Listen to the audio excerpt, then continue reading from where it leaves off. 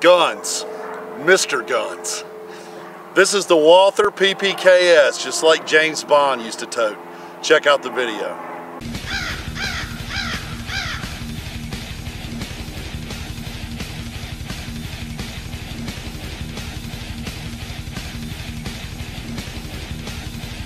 America!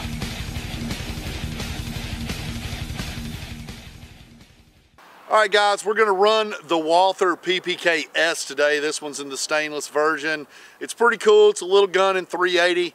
Be real good for a pocket rocket or something to carry around. James Bond seemed to like it. I'm not sure why they would load him up with a low caliber gun like this, but you know, I guess 380 can get the job done if you need it to. All in all, it's a pretty neat little pistol. Let's take a look at it. This is the little Walther PPKS. It's in 380. It does come with a 7-round magazine. You'll notice the gun is in stainless. This is one of the newer ones built in Fort Smith, Arkansas. We do have the large beaver tail on the back of this, which is nice because this slide rides really low. And since the slide rides so low, if you have improper grip or anything like that, this thing's going to bite you pretty good. So you got to be careful. It is, just like I said, typical stainless thing. It's like hand size. You can see how big it is. So, you know, it could make a nice concealment gun. It does have a safety on the side that doubles as a decocker. So if you put your hammer back and drop the safety down, it does decock the gun. So that's pretty nice as well. So what we're going to do is we're going to take a look at this gun, and we are going to run it a little bit. So the PPK has kind of a long history.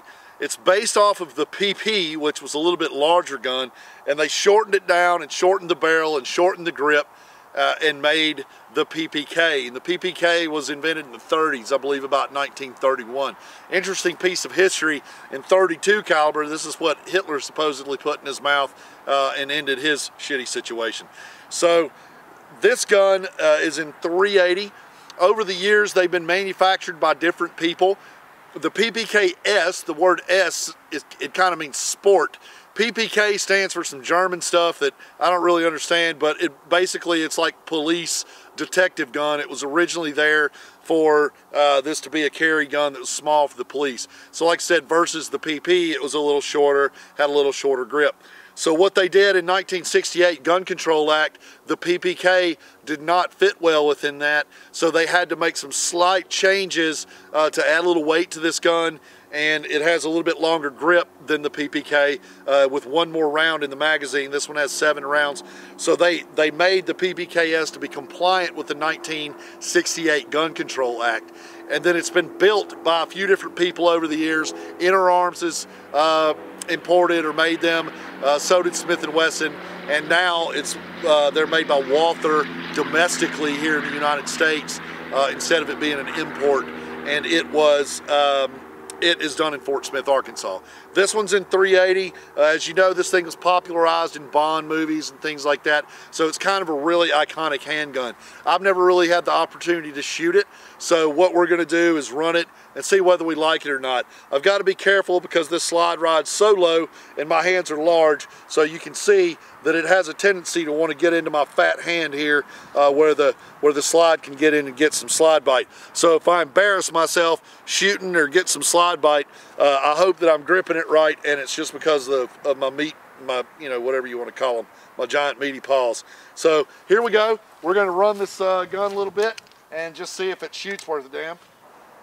Okay guys, we had to make a little cut there. I just realized right before I shot that I did not have on ear pro. So we're going to go ahead and shoot. Try to keep this thing out of my hands, and we'll see how she goes. That was a total miss, which is crazy. All right, that one was solid. That one hits okay. I'm going to try to find a nice clean one and see exactly where I place it. So I'm trying to put this kind of dead center, and I'm going to get myself situated and be comfy. See, that was really low. That one was off to the left. I guess I just flat missed. I may be jerking a little bit. You guys can make fun of me if you see it. Okay, so that was a little closer to where I wanted to be. Let me reload this magazine real fast and we'll do a little bit more shooting. All right, So, you know, on a small gun like this, what I'm kind of concerned about is how shootable it is or how accurate it is. I kind of just have a pocket full of random stuff ammo-wise. So what I'm going to try to do is get a nice squared up shot. I was aiming pretty close to center. Now I may be jerking. Okay. So it's a little erratic. I put two next to each other just then. That one's a little low. That one's kind of right where I was trying to put them. And they're all kind of finishing low and left. So that could easily be my grip and what I'm doing, or it could just be, you know, combination of short barrel and ammo. So let's put some more rounds through this guy and see what happens. So I didn't really like the way that thing was shooting, the way that I was running like some random ammo that I didn't really know what it was. I mean, granted, I don't have a whole lot of 380 laying around my house, and right now we're in an ammo shortage, so I had to just kind of pick what I had. I do have some 90 grain FTX Hornady Critical Defense in here right now, so it's at least going to be a quality round, so I want to see what happens when I run it. I'm about 12 yards out maybe.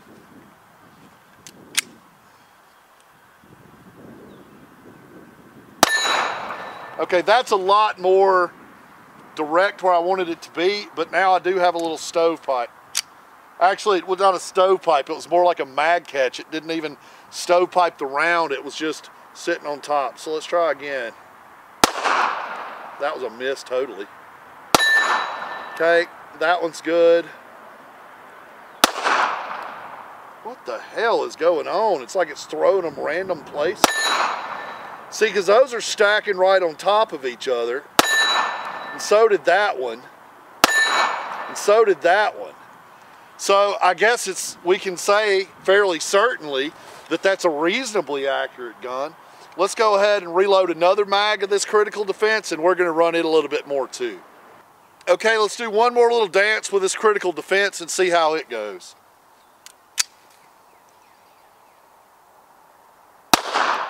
Total miss. Right there, that was a little high. I guess maybe I was overshooting. I'm not really gripping the best grip ever, but so that one's stacked right in there. That one's stacked right in there. That one's stacked right in there. So did that one, and that's the end of the magazine.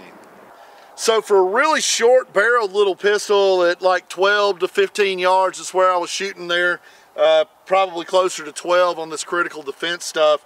You know, the first shots were really erratic, but I think that might have been my crap ammo. This Critical Defense, I was able to keep them pretty stacked, but as you saw in the video, sometimes I would randomly miss. I'm bound to think that that's probably me with my paws and everything, the way they are wrapped around this little gun. I will say that this was not a comfortable gun for me. It has a sharp edge right here. If I were going to keep this gun for myself and use it as a personal defense gun, I might consider just kind of taking that edge down a little bit, like go to a machine shop and let them polish that off to fit my hand a little better, because it kind of, the fat of my hand kind of wraps up into this. It is easy for that slide to get into your hand. So if I was going to rate this gun on a scale of 1 to 10, I'd probably put it about a 6 and or a 7. It is iconic, it's interesting, it's something that probably you know everybody should run once or twice just to say that they have. It's clearly pretty accurate, it works pretty well. I mean, I would say that this would be fine for a personal protection gun. It's a little bit heavy for something like that because of this all steel construction, but at the same time, you know, that helps you with accuracy and controllability a little bit. So it's kind of a, which one do you want? Do you want lighter or do you want more controllable? The sights are good. I like how the sights are small. I don't know if you can see this. It does have these thin sights here, and this is a small sight, which really helps a lot with accuracy because this sight doesn't really get in the way a lot. And sometimes as you're like running a Glock or something that does have a fatter front sight, you can actually cover up your targets as you get away. So this little gun from a defensive range like we were shooting, I mean, it's not a sniper rifle, right? It's a little defensive handgun. I don't know. I think it's a good choice. Probably wouldn't be my first choice, but it's definitely one that is interesting and worth, you know, having around, or especially if you have a large gun collection, having something like this because of its iconic history would be something really, really cool to have. So, as I always say, the gun community is a family, man. You guys be nice to each other. Till we see you next time, y'all take it easy.